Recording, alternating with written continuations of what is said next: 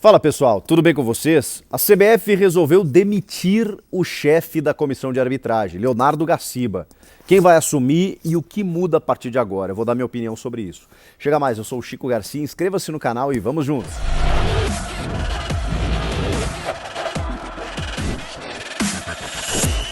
Pessoal, mudanças na comissão de arbitragem da CBF, faltando 7 rodadas para o fim do Campeonato Brasileiro, a temporada terminando, ainda temos aí a final da Copa do Brasil e a reformulação começa a partir de agora, pelo menos em nota comunicada, enviada pelo presidente da CBF, o Edinaldo Rodrigues.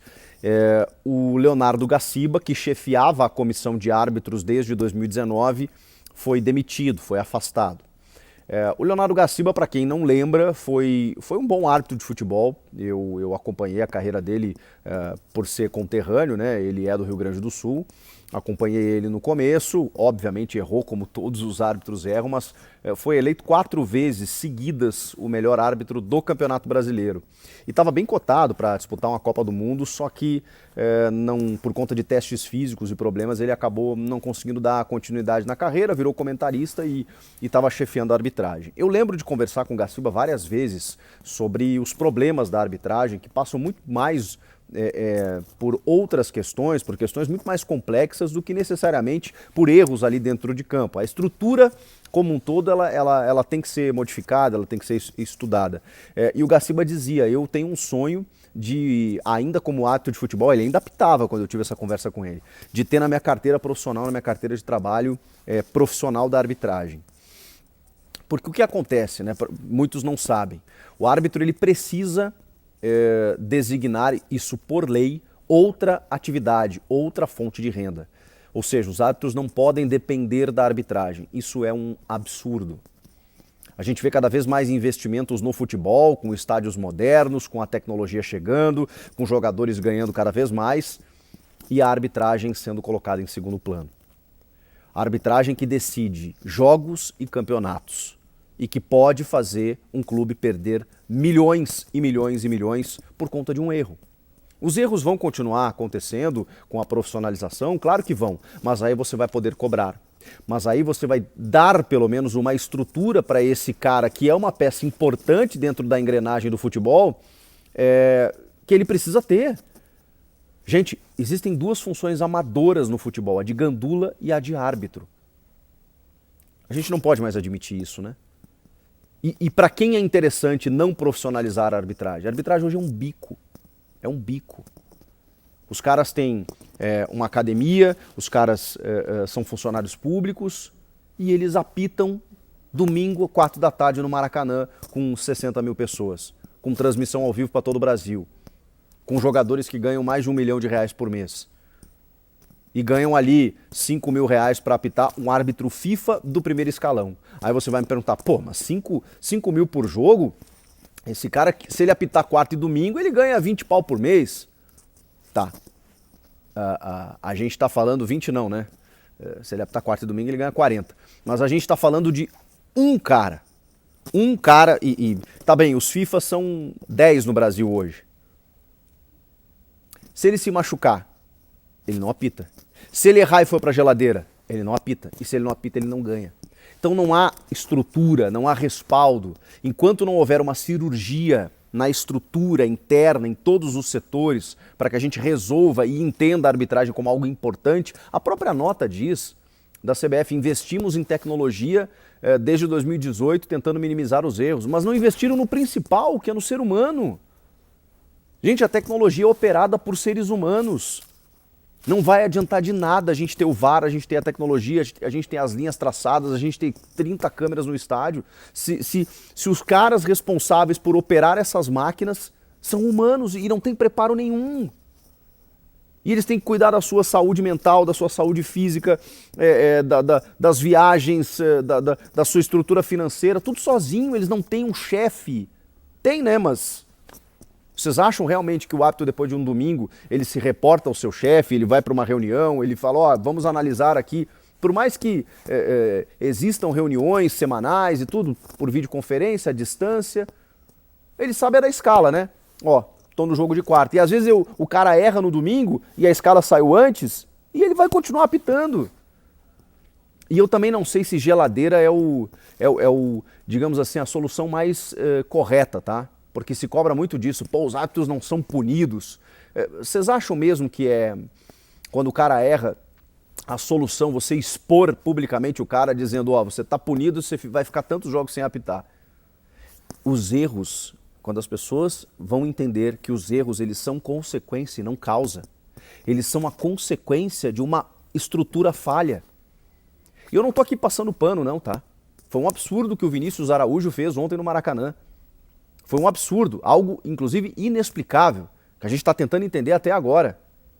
Mas vamos tentar entender por que isso está acontecendo. Por que esses caras estão tendo erros básicos de protocolo? Por conta também, senhores, de uma pressão absurda que rola para cima da arbitragem e esses caras não têm proteção nenhuma. Vamos tentar se colocar no lugar deles. Os caras que não têm uma garantia financeira, os caras que não têm nenhuma proteção com o seu corpo e se eles se lesionarem eles não apitam e eles têm que cuidar disso por conta própria, porque um jogador que se machuca e se lesiona, e eu não quero aqui comparar, tá? Mas eu preciso colocar porque eles fazem parte do mesmo circo. Então o jogador que se lesiona, ele tem toda a estrutura de um clube, dos médicos, dos fisioterapeutas, ele pode ficar 6 meses sem entrar em campo que o salário dele vai continuar pingando. Claro que eles são os donos do espetáculo, só que eu vou dizer uma coisa pra você, sem árbitro não tem jogo, tá? Não tem jogo. Não tem jogo. Assim como a bola. O árbitro é tão importante quanto a bola. Se não tiver árbitro, não tem jogo. E a gente precisa definir um time da arbitragem. Ó, são esses 20 caras, esses 40 caras que vão atuar no Campeonato Brasileiro. Esses caras vão fazer uma pré-temporada, eles vão ser preparados, eles vão ter workshops, eles vão ter atualizações na regra, eles vão ter toda a estrutura necessária, porque aí é o seguinte, aí nós vamos estar aqui, ó. Só que esse cara, ele vai estar focado, ele vai estar envolvido, ele vai estar direcionado para isso. Ele não vai estar preocupado em abrir a academia dele no dia seguinte, como isso eu relato para vocês. O Gaciba me contava, quando ele apitava Grêmio e São Luís de Juí, por exemplo, 10 da noite, jogo da TV. Porto Alegre e Juí são 700 quilômetros. Ele rodava 6 horas, 6, 7, 8 horas de carro no dia com os auxiliares para dividir o racha da gasolina. Isso eu tô falando na elite do futebol gaúcho, tá? Aí ele apitava o jogo às 10 da noite, terminava meia-noite, tomava um banho no estádio e voltava dirigindo a madrugada inteira para abrir a academia às 7 da manhã. Isso o próprio Gaciba me contava. Tinha um árbitro no Rio Grande do Sul, Ronaldo Santos Silva, que ele só podia apitar no final de semana. Ele tinha que sair da escala nos jogos de quarta e quinta. Por quê? Porque ele era bancário de segunda a sexta. Então assim, gente, a gente não pode tratar a arbitragem como algo coadjuvante do processo, porque ela está sendo protagonista de uma forma ruim. Ela está sendo protagonista pelo lado negativo, então a gente não pode tratar a arbitragem como algo coadjuvante, porque ela não é. Ela não é. É óbvio que os árbitros lá fora e até profissionais da arbitragem em outros países erram também, o erro vai continuar existindo.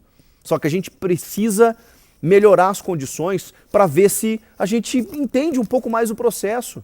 É o mínimo, gente, com um futebol tão caro, tão valorizado, tão profissional como a gente tem no mundo e especialmente aqui no Brasil. Então assim, eu honestamente digo para vocês que não vai mudar muita coisa. Porque o antecessor do Leonardo Gaciba era o Sérgio Correia da Silva. E o momento da arbitragem era terrível. Antes do Sérgio Correia, pouco mais lá atrás, o Armando Marques, os problemas continuavam. É que agora tem a tecnologia, que os caras tanto investiram e esqueceram da parte humana. A reformulação é necessária? É. Eu conheço o Gaciba há muitos anos, sei o quanto ele queria fazer dar certo e quando ele estava com a caneta na mão eu fico imaginando, poxa, será que ele não conseguiu? Claro, tem coisas que ele não conseguiu, que não dependiam dele. Mas é óbvio que ele teve problemas, é óbvio que ele tinha que sair. Tinha muitos erros, muitas falhas, mas vejam só, o próprio Gaciba começou a sua gestão adotando a transparência como uma bandeira. E ele dava muitas entrevistas, falava o tempo todo, adiantou? Não, ele só tomava mais porrada e não conseguia explicar algumas coisas, porque é difícil mesmo. De repente os áudios e os vídeos começaram a serem divulgados nas últimas rodadas aí. E isso evidenciou o despreparo desses caras. Por conta da pressão, porque não é fácil realmente, e porque a gente precisa dar um pouco mais de estrutura para esses caras. A gente quem, cara pálida, da CBF, é óbvio, que investe tanto no futebol E precisa investir mais na estrutura dos seus juízes, cara. Senão a coisa não vai funcionar. Agora o Alício Pena Júnior, que era o vice do Gaciba, vai assumir. Árbitro mineiro, foi FIFA, presidente da ANAF, conhece o meio da arbitragem, assim como o Gaciba conhecia. Vocês acham que vai resolver? Com todo respeito aqui ao Alício, tomara que ele seja um cara bem intencionado, que faça um bom trabalho, mas enquanto não houver uma profissionalização, uma estrutura melhor para esses caras, e como disse o próprio Alício, na tentativa de diminuir a pressão dos árbitros, nada vai acontecer.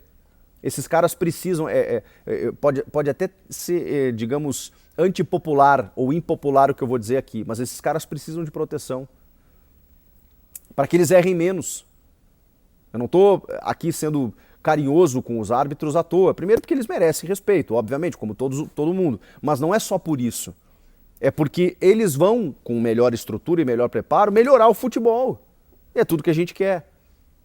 Então não vai parar. É como um time de futebol. Quando você demite o técnico, nem sempre só o técnico é o problema. Pode ser que ele seja e que tenha boa parcela, porque ele vai ter a sua responsabilidade, é óbvio. Mas tirar só o técnico muitas vezes não resolve. Tem muitos jogadores que precisam sair, que precisa melhorar, você precisa dar uma estrutura melhor para esses caras.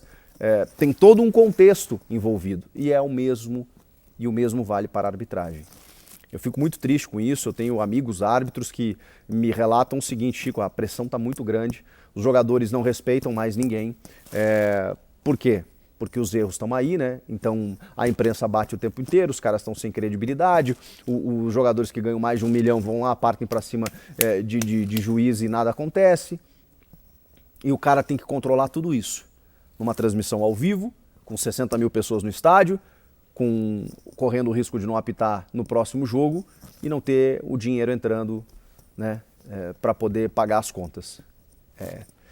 Isso tem que ser visto o mais rápido possível. A gente precisa realmente de uma reformulação completa na arbitragem. Ou a gente vai continuar mudando gestores e vendo os erros acontecerem como sempre aconteceram, infelizmente.